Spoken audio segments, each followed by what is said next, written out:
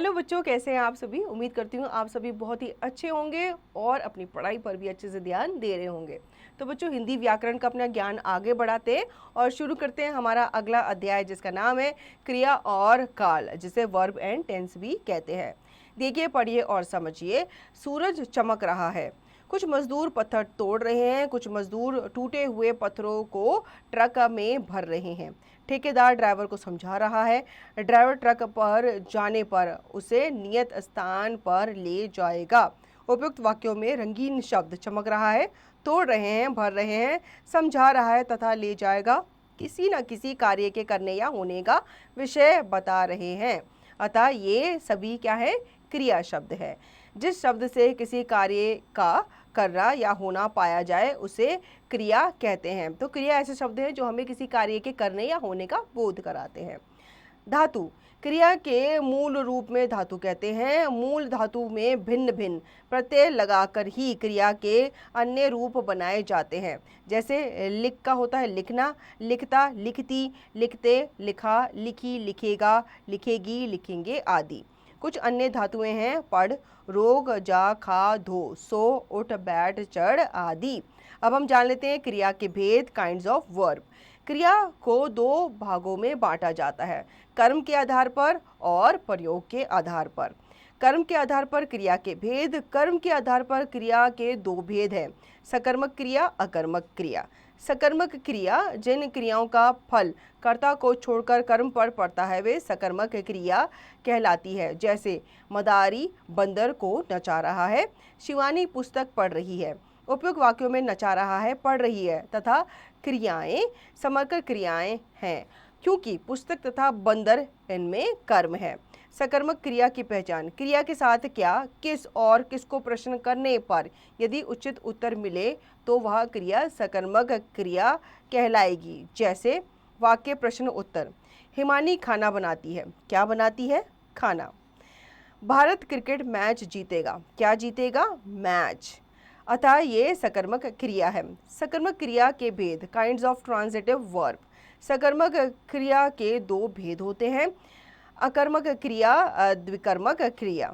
एकर्मक क्रिया जिन क्रियाओं में केवल एक ही कर्म होता है उन्हें एकर्मक क्रिया कहते हैं। जैसे भक्त घंटी बजाता है, कनिष्का फूल तोड़ रही है।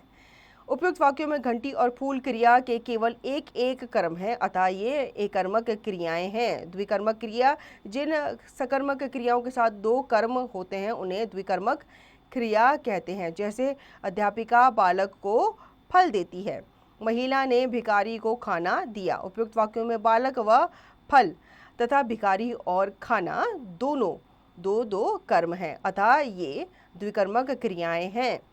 अकर्मक क्रिया जिन क्रियाओं के साथ कर्म नहीं लगा होता तथा क्रिया का फल सीधे कर्ता पर ही पड़ता है उन्हें अकर्मक क्रिया कहते हैं। जैसे मोर नाच रहा है, बंदर खा रहा है। उपयुक्त वाक्यों में नाच रहा है तथा खा रहा है क्रियाएं अकर्मक क्रियाएं हैं, क्योंकि इनके साथ कर्म का नहीं केवल कर्ता का प्रयोग हुआ है।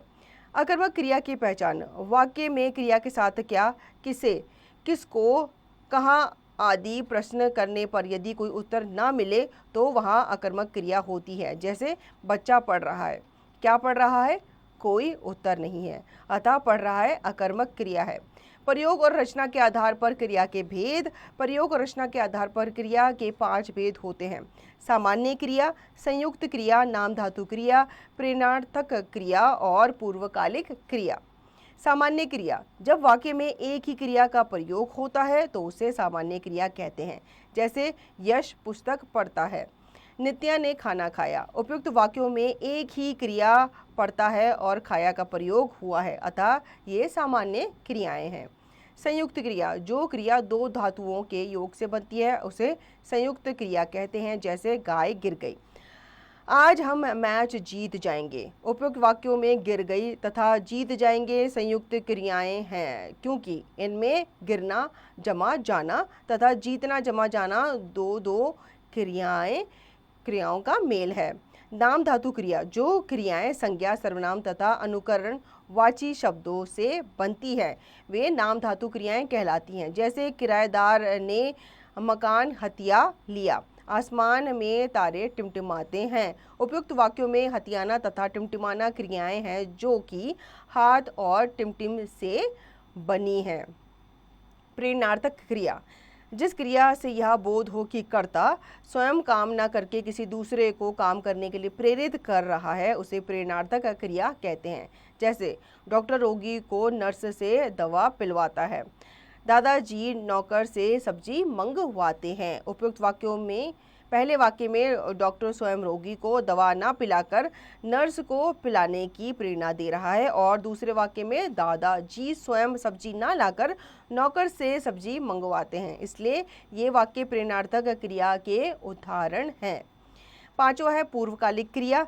किसी वाक्य में मुख्य क्रिया से पहले होने वाली क्रिया पूर्वकालिक क्रिया कहलाती है। जैसे बच्चा नहाकर सो गया, चाचा जी ने दौड़कर ट्रेन पकड़ी। उपयुक्त वाक्यों में नहाकर सो गया तथा दौड़कर ट्रेन पकड़ी शब्द पूर्वकालिक क्रियाएं हैं क्योंकि ये काम की समाप्ति हो चुकने को सूचित कर रही है। अब हम आते हैं काल टेंस पे। काल का अर्थ है समय।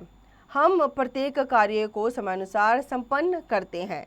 शब्द के जिस रूप से हमें कार्य के होने का समय का बोध होता है उसे काल कहते हैं। जैसे पार्थ खेल रहा है, अंकिता ने खाना खाया, मयंक स्कूल जाएगा। वर्तमान समय, बीता हुआ समय, आने वाला समय। उपयुक्त वाक्यों में चल रहे समय का, बीते हुए समय का और आने वाले समय का बोध हो रहा है। क्रिया के जिस रूप से कार्य के करने या होने का बोध होता है उसे काल कहते हैं। काल के भेद, काइंड्स ऑफ टेंस। काल के 3 भेद होते हैं। कौन कौन से? भूतकाल, वर्तमान काल, भविष्यत काल। भूतकाल जिसे पास्ट टेंस कहते हैं अंग्रेजी में, क्रिया के जिस रूप से बीते हुए समय का बोध हो उसे भूतकाल कहते हैं। जैसे शिकारी ने शेर को मार दिया, अभिनव पढ़ने जाता था। उपयुक्त वाक्यों में प्रयुक्त मार दिया तथा जाता था क्रिया रूपों से कार्य के बीते हुए समय के में होने का बोध हो रहा है, अतः ये क्रियाएं भूतकाल की क्रियाएं हैं। भूतकाल के भेद, काइंड्स ऑफ पास्ट टेंस। भूतकाल के 6 भेद होते हैं। सामान्य भूतकाल, क्रिया के जिस रूप से उसके भूतकाल में सामान्य रूप से होने का बोध हो उसे सामान्य भूतकाल कहते हैं। जैसे पूजा ने पत्र लिखा, बच्चे पिकनिक पर गए। आसन्न भूतकाल, क्रिया के जिस रूप से यह बोध हो कि क्रिया अभी अभी समाप्त हुई है उसे आसन्न भूतकाल कहते हैं। जैसे मैंने खाना खा लिया, मैंने कहानी पढ़ ली है। अपूर्ण भूतकाल, क्रिया के जिस रूप से यह बोध हो कि क्रिया भूतकाल में हो रही थी किंतु समाप्त नहीं हुई थी उसे अपूर्ण भूतकाल कहते हैं। जैसे वह फूल तोड़ रहा था, अब उसने फूल तोड़ना बंद किया कि नहीं किया, ये अपूर्ण भूतकाल में आ जाता है। माँ कपड़े धो रही थी, जब वो घर से निकला होगा तो उसकी माँ कपड़े धो रही थी, अब उसे नहीं पता कि उसकी माँ ने कपड़े धो लिए या अभी भी धो रही है। पूर्ण भूतकाल, क्रिया के जिस रूप से यह बोध होता है कि क्रिया को समाप्त हुए बहुत समय बीत चुका है उसे पूर्ण भूतकाल कहते हैं। जैसे उसने फूल तोड़े थे, ठीक है, अब उसके बाद क्या हो गया, वो घर चला गया। बच्चे गृह कार्य कर चुके हैं। संदिग्ध भूतकाल, क्रिया के जिस रूप से उसके भूतकाल में होने में संदेह का बोध हो उसे संदिग्ध भूतकाल कहते हैं। जैसे वह गया होगा, उसने चित्र बना दिए होंगे।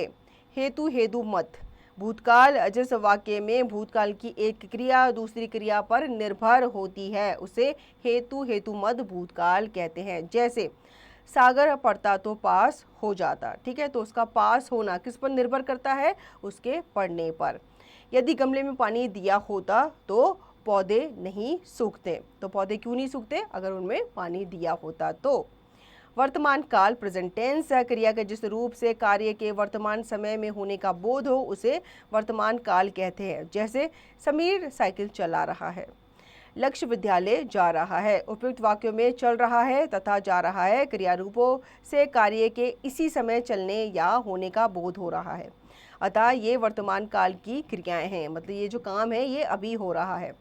वर्तमान काल के भेद, काइंड्स ऑफ प्रेजेंट टेंस।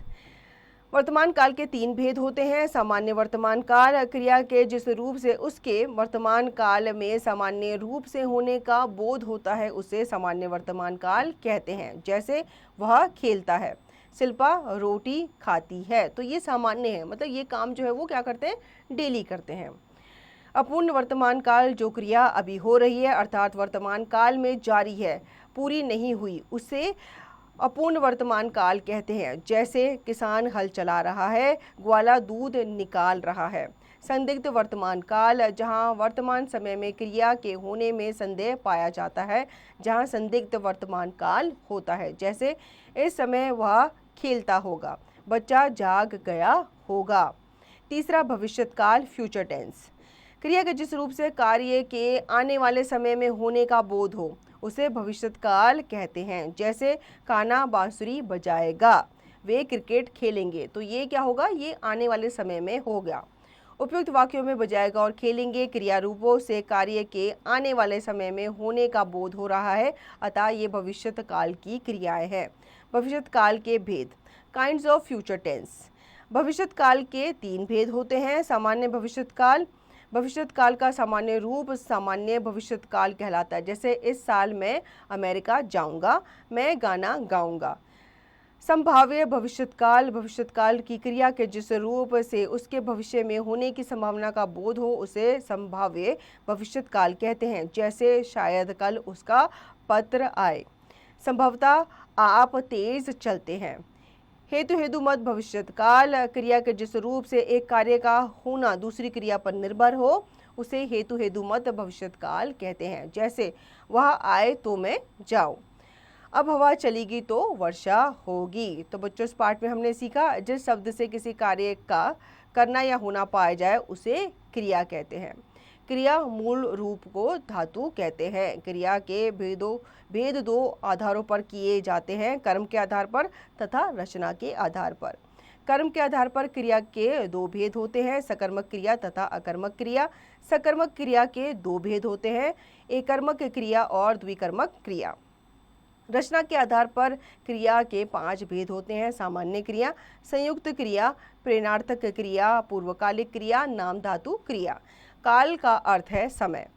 क्रिया के जिस रूप से कार्य के करने या होने का बोध होता है उसे काल कहते हैं। काल के 3 भेद होते हैं, भूतकाल, वर्तमान काल और भविष्यत काल।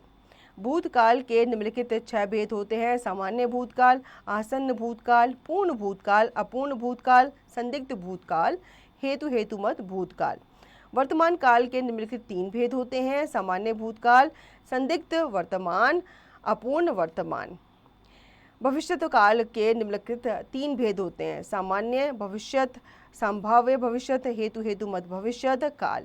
आते हैं अब इसके अभ्यास कार्य पर। सही विकल्प पर सही का चिन्ह लगाइए। विश्लेषणात्मक कौशल, एनालिटिकल स्किल्स।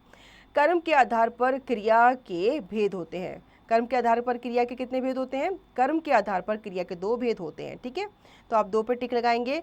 क्रिया के मूल रूप को कहते हैं, क्या कहते हैं क्रिया के मूल रूप को? क्रिया के मूल रूप को धातु कहते हैं। इसी प्रकार आप बाकी के प्रश्न पढ़ेंगे और सही विकल्प पर सही का निशान लगाएंगे। हम बढ़ते हैं आगे। सही मिलान कीजिए। राघव ने कविता लिखी है। ठीक है, तो लिखी है मतलब ये वर्तमान काल है, उसने अभी लिखकर खत्म की है। अनीता बाजार जा रही है, ये भी वर्तमान काल है। इसी प्रकार आप इनको सही शब्द से या सही वाक्यों से मिलाएंगे। कोष्ठक में दी गई धातुओं के उचित क्रिया रूप द्वारा रिक्त स्थान भरिए। तुमने चोर को डैश, अब यहाँ पे आपको ब्रैकेट में क्या दिया गया है? देख, तो हम लिखेंगे क्वेश्चन मार्क यहाँ पे है, प्रश्नवाचक है, तो हम लिखेंगे क्या तुमने चोर को देखा। नितिन अच्छा डैश है, नितिन अच्छा खेलता है। इसी प्रकार आप बाकी के शब्दों को पढ़कर इन निम्नलिखित रिक्त स्थानों की पूर्ति करेंगे। तो बच्चों अगला है निम्नलिखित वाक्यों में प्रयुक्त क्रियाएं छांटकर कर्म के आधार पर उनके भेद लिखिए। जैसे कि पहला है अमन सो रहा है, तो सो रहा है यहाँ पे अकर्मक क्रिया है क्योंकि हमें नहीं पता चल रहा कि क्या सो रहा है। शिवम ने गृह कार्य कर लिया। ठीक है, क्या कर लिया? गृह कार्य कर लिया, तो यहाँ पे गृह कार्य कर लिया आपका सकर्मक क्रिया कहलाएगी। इसी प्रकार से आप बाकी के वाक्यों में क्रियाएं छांटकर कर्म के आधार पर उनके भेद लिखेंगे। अगला है निम्नलिखित वाक्यों में प्रयुक्त क्रिया के भेद रचना के आधार पर लिखिए। तो अंकुर सो गया, ये क्या है, सामान्य क्रिया है। ठीक है, इसी प्रकार आप बाकी के वाक्य पढ़ेंगे और रचना के आधार पर इनके भेद बताएंगे। आगे बढ़ते हैं बच्चों। बॉक्स में दिए गए शब्दों को निर्देशानुसार छांटकर उचित स्थान पर लिखिए। तो यहाँ पे आप देख पा रहे हैं, आएगा, बुलाए, खाता है, पड़ी, जोतते हैं, पिएगा, देखा, फेंका, रोता है, भरेगी, लेते हैं। इन शब्द को आपको क्या करना है, वर्तमान काल, भूतकाल और भविष्यत काल में लिखना है। जैसे आएगा, हम कब इसका इस्तेमाल करते हैं, भविष्य के लिए। बुलाए, ये हम भूतकाल के लिए। खाता है, वर्तमान काल के लिए। ठीक है, इसी प्रकार से आप बाकी के शब्द पढ़ेंगे और इनको आप अलग अलग करके लिखेंगे। निम्नलिखित वाक्यों को कोष्ठक में दिए गए काल भेदों के अनुसार परिवर्तित कर पुनः लिखिए। बादल गरज रहे हैं। ठीक है, अभी ये वर्तमान काल में है, हमें इन्हें भूतकाल में बदलना है। तो हम कैसे बदलेंगे, बादल गरज रहे थे। शायद काल बाजार बंद था। ठीक है, भविष्यत काल, अब इसको आपको भविष्यत काल में लिखना है। तो कैसे लिखेंगे, शायद कल बाजार बंद रहेगा। इसी प्रकार आप बाकी के वाक्यों में दिए गए जो कोष्ठक में आपको काल भेद दिए गए हैं, इनके अनुसार आपको क्या करना है, परिवर्तित करना है। निम्नलिखित प्रश्नों के उत्तर दीजिए। क्रिया किसे कहते हैं, कर्म के आधार पर क्रिया के भेद लिखिए। तो क्रिया जो होते हैं ये हमें किसी कार्य का करने का या होने का बोध कराते हैं, तो वो क्रिया होती है। क्रिया के जो भेद होते हैं वो दो आधारों पर किए जाते हैं, कर्म के आधार पर और रचना के आधार पर। इसी प्रकार से आप बाकी के प्रश्न पढ़ेंगे और इनके आप उत्तर देंगे। करके देखिए गहन सोच, क्रिटिकल थिंकिंग।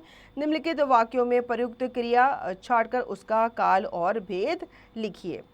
अब यहाँ पे आपको कुछ वाक्य दिए गए हैं, इनमें से आपको क्रिया का काल और क्रिया का भेद छांट करके लिखना है।